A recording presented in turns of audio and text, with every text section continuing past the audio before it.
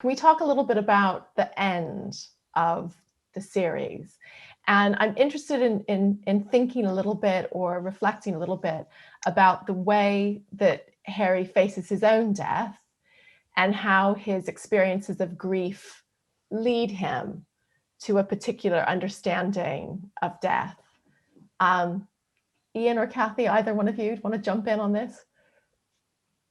I was thinking over what you've just been kind of saying in more kind of general terms about like how so much of what we've talked about so far is to do with a kind of gaining of self-knowledge in some way, whether it's a sort of less healthy form in the sort of the Mirror of Erised, or more positive versions in the forms of the Patronus, or even the Thestrals as well, an experience that can be framed in some kind of positive self-knowledge. And that also seems to be something that's happening at the end of that series, where he has that encounter in the King's Cross Station that isn't King's Cross Station with Dumbledore, and it's about him, as you say, kind of learning to recognize the reality of situations, to focus on the real rather than the ideal, but also to be prepared to face his own death.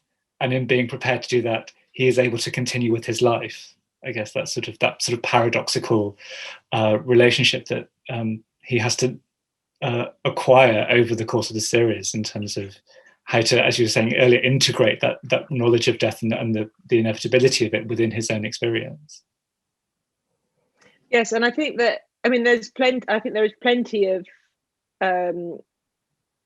course, this is what I believe because of my personal experience, and most of what my first book is about is that, you know, death isn't the worst outcome. And of course, we see that, as Ian said, with Neville's parents, who I think you could easily take that to read for a prolonged disorder of consciousness, and what it's like for the children of those people, and what it was like for me seeing my brother in that condition.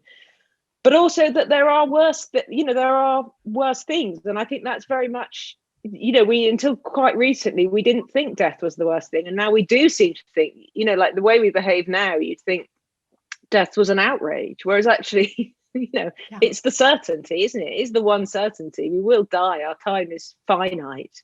And I think that the books bring you to that idea, and that the worst thing wouldn't really be to die, and the worst thing isn't to be dead either, but that for now we're in this land of the living. And Dumbledore says at the end, he says, "Do not pity the dead, Harry, pity the living, and above all those who live without love."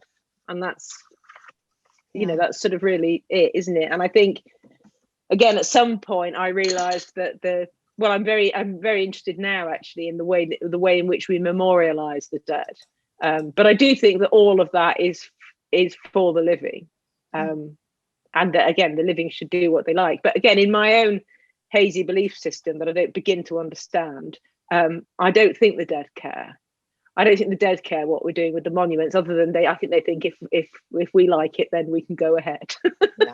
And I think that's right. There is something lovely about the way that, you know, Harry's had to accommodate loss after loss, and somehow it's as if that teaches him how to die.